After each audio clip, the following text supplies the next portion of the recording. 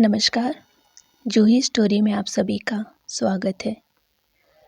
आज हम सुनेंगे मुंशी प्रेमचंद जी द्वारा लिखी हुई उपन्यास प्रेमा, जिसके 6 भाग हम सुन चुके हैं।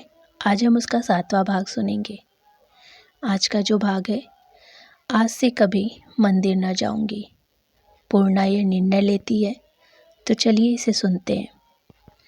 बेचारी पूर्णा पंडाइन, चौबाइन, मिसराइन आदि के चले जाने के बाद रोने लगी। वह सोचती कि हाय, अब मैं ऐसी मनहूस समझी जाती हूँ कि किसी के साथ बैठ नहीं सकती। अब लोगों को मेरी सूरत काटने दौड़ती है। अभी नहीं मालूम क्या क्या भोगना बता है। या नारायण, तू ही मुझ दुखिया का बेड़ा पार लगा। मुझ पर न जाने क्या कुमति सवार थी कि सिर में एक तेल डलवा लिया। यानी घोड़े बाल न होते तो काहे को आज इतनी फजीहत होती। इन्हीं बातों की सुधि करते करते जब पंडाइन की यह बात याद आ गई कि बाबू अमृत राय का रोज रोज आना ठीक नहीं, तब उसने सिर पर हाथ मार कर कहा, वह जब आप ही आ पाते तो मैं कैसे मना कर दूं। मैं तो उनका दिया खाती हूँ, उनके सिवाय अब मेरी सुधि लेने वाला कौन है। उनसे कैसे कह दूं कि तुम मत आओ, और फिर उनके आने में हरज ही क्या है। बेचारे सीधे साधे भले मनुष्य हैं, कुछ नंगे नहीं, सौदे नहीं, फिर उनके आने में क्या हरज है। जब वो और बड़े आदमियों के घर जाते हैं तब तो लोग उनको आंखों पर बिठाते हैं। मुझ भिखारी के दरवाजे पर आए तो मैं कौन मुंह लेकर उनको भगा दूं। नहीं नहीं, मुझसे ऐसा न होगा। अब तो मुझ पर विपत्ति आ ही पड़ी है, जिसकी जी में जो आवे कहे। इन विचारों से छुट्टी पाकर वह अपने नियमानुसार गंगा स्नान को चली। जब से पंडित जी का देहांत हुआ था, तब से वह प्रतिदिन गंगा नहाने जाया करती थी, मगर मुँह अंधेरे जाती और सूर्य निकलते लौट आती। आज इन बिन बुलाए मेहमानों ने आने से देर हो गई। थोड़ी दूर चली होगी कि रास्ते में सेठानी की बहू से भेंट हो गई। इसका नाम रामकली था। यह बेचारी 2 साल से रंडापा भोग रही थी। वायु 13 अथवा 14 साल से अधिक न होगी। वह अति सुंदर, नख सीख से दुरुस्त थी। गात ऐसा कोमल था कि देखने वाले देखते ही रह जाते थे। जवानी की उम्र मुखड़े से झलक रही थी।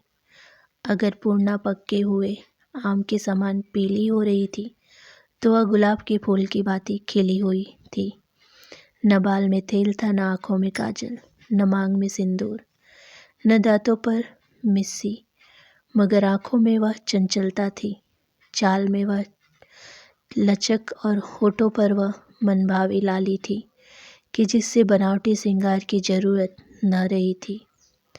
वह मटकती, इधर उधर ताकती, मुस्कुराती चली जा रही थी कि पूर्णा को देखते ही ठिठक गई और बड़े मनोहर भाव से हंसकर बोला, आओ बहन आओ, तुम तो जानो बतासे पर पैर धर रही हो। पूर्णा को यह छेड़छाड़ की बात बुरी मालूम हुई, मगर उसने बड़ी नरमी से जवाब दिया, क्या करूं बहन, मुझसे तो और तेज नहीं चला जाता।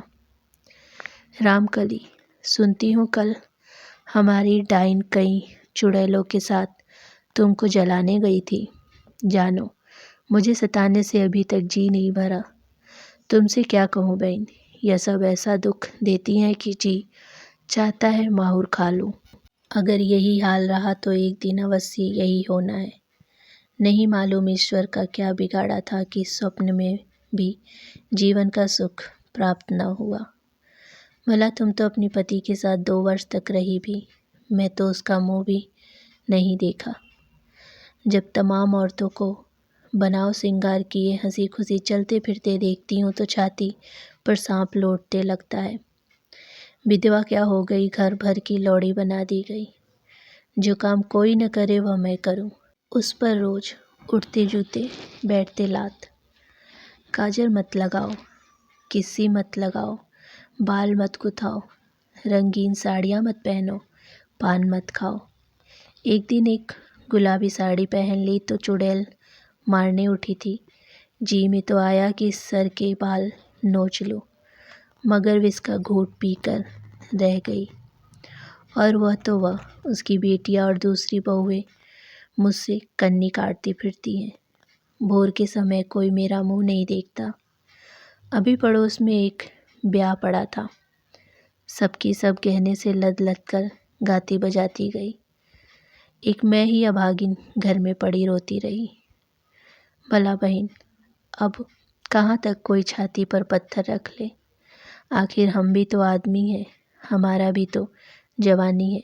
दूसरों का राग रंग, हंसी, दुहल देख अपने मन को भी भावना होती है। पर जब भूख लगे और खाना न मिले तो हार कर चोरी करनी पड़ती है। ये कहकर रामकली ने पूर्णा का हाथ अपने हाथ में ले लिया और मुस्कुराकर धीरे धीरे एक गीत गुनगुनाने लगी। बेचारी पूर्णा दिल में कूट रही थी कि इसके साथ क्यों लगी। रास्ते में हजारों आदमी मिले। कोई इनकी ओर आंखें फाड़ फाड़ कर घूरता था, कोई इन पर बोलियां बोलता था, मगर पूर्णा सर को ऊपर न उठाती थी। हाँ, रामकली मुस्कुरा मुस्कुरा कर बड़ी चपलता से इधर उधर ताकती, आंखें मिलाती और छेड़छाड़ का जवाब देती जाती। पूर्णा जब रास्ते में मर्दों को खड़े देखती तो कतरा के निकल जाती, मगर रामकली बरबस उनके बीच में घुसकर निकलती थी। इसी तरह चलते चलते दोनों नदी के तट पर पहुंची। 8 बज गया था। हजारों मर्द, स्त्रियां, बच्चे नहा रहे थे। कोई पूजा कर रहा था, कोई सूर्य देव को पानी दे रहा था। माली छोटी छोटी डालियों में गुलाब, बेला, चमेली के फूल लिए नहाने वालों को दे रहे थे। चारों ओर जय गंगा का शब्द हो रहा था। नदी बाढ़ पर थी। उस मटमैले पानी में तैरते हुए फूल अति सुंदर मालूम होते थे। रामकली को देखते ही एक पंडे ने कही, इधर सेठानी जी, इधर। पंडा जी महाराज पीताम्बर पहने, तिलक मुद्रा लगाए, आसन मारे, चंदन रगड़ने जुटे हुए थे। रामकली ने उसके स्थान पर जाकर धोती और कमऊ रख दिया।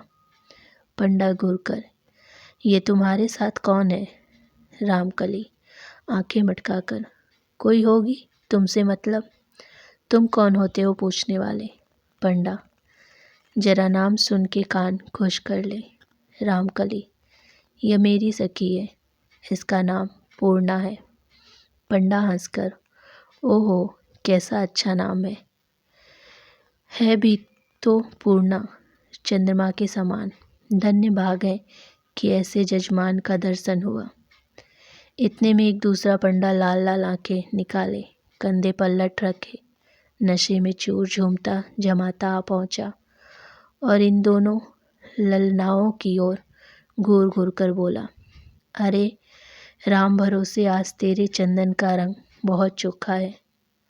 राम भरोसे, तेरी आंखें काहे को फूट रहे हैं? प्रेम की बूटी डाली है, जब जाके ऐसा चोखा रंग पाया है। पंडा, तेरे भाग्य को धन्य है। यह रक्त चंदन। रामकली की तरफ देखकर, तो तूने पहले ही रगड़ रखा था, परंतु इस मलयगिरी पूर्णा की तरफ इशारा करके कि सामने तो उसकी शोभा ही जाती रही। पूर्णा तो यह नोक झोंक समझ समझ कर झेपी जाती थी, मगर रामकली कब चुकने वाले थे। हाथ मटका कर बोली, ऐसे कमर कठियों को थोड़े ही मलयगिरी मिल सकता है। राम भरोसे, पंडा से, अरे बौरे, तूने इन बातों का मर्म क्या जाने? दोनों ही अपने अपने गुड़ के चोखे हैं। एक में सुगंध है तो दूसरे में रंग है। पूर्णा मन में बहुत लज्जित थी कि इसके साथ कहाँ फंस गई। अब तक वो नहा धो के घर पहुँचती होती। रामकली से बोली, बहन, नहाना हो तो नहाओ, मुझको देर होती है। अगर तुमको देर हो तो मैं अकेले जाऊं। राम भरोसे, नहीं जजमान, अभी तो बहुत सवेरा है, आनंद पूर्वक स्नान करो। पूर्णा ने चादर उतार कर धर दी और साड़ी लेकर नहाने के लिए उतरना चाहती थी कि एकाएक बाबू अमृत राय एक सादा कुर्ता पहने, सादी टोपी सर पर रखे, हाथ में नापने का फीता लिए चंद ठेकेदारों के साथ आती दिखाई दिए। उनको देखते ही पूर्णा ने एक लंबी घूंघट निकाल ली और चाहा कि सीढ़ियों पर लंबाई चौड़ाई नापना था, क्योंकि एक जनाना घाट बनवा रहे थे। वह पूर्णा के निकट ही खड़े हो गए और कागज पेंसिल पर कुछ लिखने लगे। लिखते लिखते जब उन्हें कदम बढ़ाया तो पैर सीढ़ी के नीचे जा पड़ा। करीब था कि वह औंधे मुंह गिरे और चोट चपेट आ जाए कि पूर्णा ने झटक कर उनको संभाल लिया। बाबू साहब ने चौंक कर देखा तो दाहिने हाथ पर सुंदरी के कोमल हाथों में है। जब तक पूर्णा अपना घूंघट बढ़ावे वह उसको पहचान गए और बोले, प्यारी, आज तुमने मेरी जान बचा ली। पूर्णा ने इसका कुछ जवाब न दिया। इस समय न जाने क्यों उसका दिल जोर जोर से धड़क रहा था और आंखों में आंसू भर आता था। हाय नारायण, जो कहीं वह आज गिर पड़ते तो क्या होता, यही उसका मन बेर बेर करता। मैं भले संयोग से आ गई थी। वह सिर नीचा किए गंगा की लहरों पर टकटकी लगाए यही बातें गुनती रही। तब तक बाबू साहब खड़े रहे। उसने उनकी ओर एक बेर भी न ताका। जब वो चले गए तो रामकली मुस्कुराती हुई आई और बोली, बहन, आज तुमने बाबू साहब को गिरते गिरते बचा लिया। आज से तो वह और भी तुम्हारे पैरों पर सिर रखेंगे। पूर्णा कड़ी निगाहों से देखकर, रामकली, ऐसी बातें न करो। आदमी आदमी के काम आता है। अगर मैंने उनको संभाल लिया तो इसमें क्या बात अनोखी हो गई। रामकली, ए लो, तुम तो जरा सी बात पर तिनक गई। पूर्णा, अपनी अपनी रुचि है, मुझको ऐसी बातें नहीं भाती। रामकली, अच्छा, अपराध क्षमा करो। अब सर्कस से दिल लगी न करूँगी। चलो तुलसी दल ले लो। पूर्णा, नहीं, अब मैं यहाँ न ठहरूंगी। सूरज माथे पर आ गया। रामकली, जब तक इधर उधर जी बहले अच्छा है। घर पर तो जलते अंगारों के सिवाय और कुछ नहीं। जब दोनों नहाकर निकली तो फिर पंडों ने छेड़ नाप चाहा, मगर पूर्णा एक कदम भी न रुकी। आखिर रामकली ने भी उसका साथ छोड़ना उचित न समझा। दोनों थोड़ी दूर चली होंगी कि रामकली ने कहा, क्यों बहन, पूजा न करने चलोगी? पूर्णा, नहीं सखी, मुझे बहुत देर हो जाएगी। रामकली, आज तुमको चलना पड़ेगा। तनिक देखो तो कैसे बिहार की जगह है। अगर 2-4 दिन भी जाओ तो फिर बिना नित्य गए जी न मानेंगे। पूर्णा, तुम जाओ, मैं न जाऊंगी। जी नहीं चाहता। रामकली, चलो चलो, बहुत इतराओ मत। दम की दम में तो लौट आते हैं। रास्ते में एक तंबोली की दुकान पड़ी। काठ के पटरों पर सफ़ेद भीगे हुए कपड़े बिछे थे। उस पर भांति भांति के पान मसालों की खूबसूरत डिबिया, सुगंध की शीशियाँ, 2-3 हरे हरे गुलदस्ते सजाकर धरे हुए थे। सामने ही 2 बड़े बड़े चौखटेदार आईने लगे हुए थे। पनवाड़ी एक सजिया जवान था। सर पर 2 पल्ली टोपी चुनकर टेढ़ी दे रखी थी। बदन में तजेब का फंसा हुआ कुर्ता था। गले में सोने की तावीज़ें, आँखों में सुरमा, माथे पर रोरी, होठों पर पान की गहरी लीली। इन दोनों स्त्रियों को देखते ही बोला, सेठानी जी, पान खाती जाओ। रामकली ने झट सर से चादर सरका दी और फिर उसको एक अनुपम भाव से ओढ़कर हंसते हुए नैनों से बोली, अभी प्रसाद नहीं पाया, पानवाड़ी आओ। आओ, यह भी तो प्रसाद ही है। संतों के हाथ की चीज़ प्रसाद से बढ़कर होती है। यह आज तुम्हारे साथ कौन शक्ति है? रामकली, यह हमारी सखी है। तंबोली, बहुत अच्छा जोड़ा है। धन्य भाग जो दर्शन हुआ। रामकली दुकान पर ठमक गई और शीशे में देखकर अपने बाल संवारने लगी। उधर पनवाड़ी ने चांदी के वरक लपेटे हुए बीड़े फुर्ती से बनाए और रामकली की तरफ हाथ बढ़ाया। जब वो लेने को झुकी तो उसने अपना हाथ खींच लिया और हंसकर बोला, तुम्हारी सखी, ले तो दे। रामकली, मुंह बनवाओ मुंह, पान लेकर। लो सखी, पान खाओ।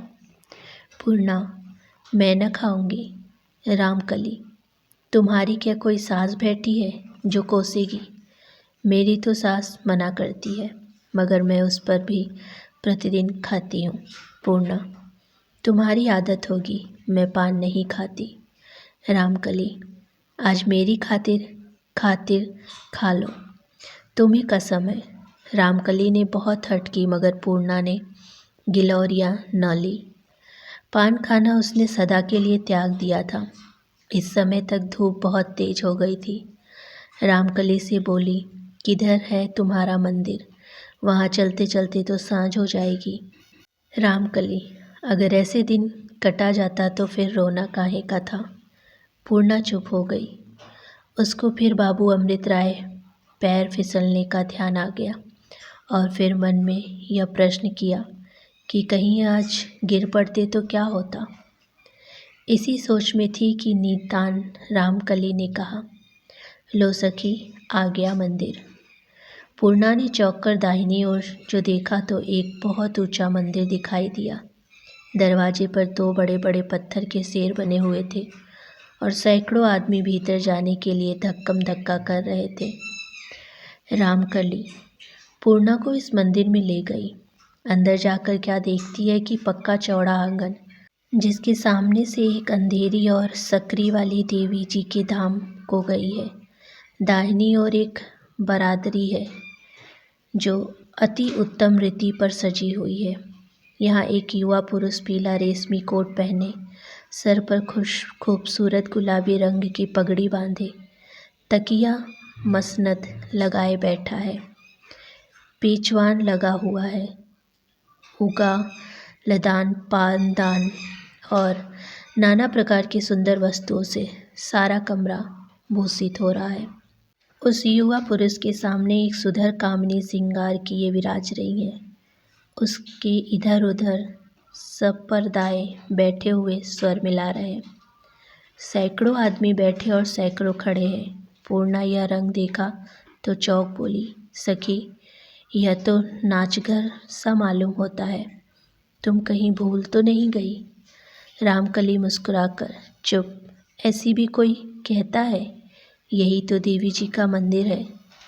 यह बरादरी में महंत जी बैठे हैं। देखती हो कैसा रंगीला जवान है। आज शुक्रवार है। हर शुक्र को यहाँ रामजनी का नाच होता है।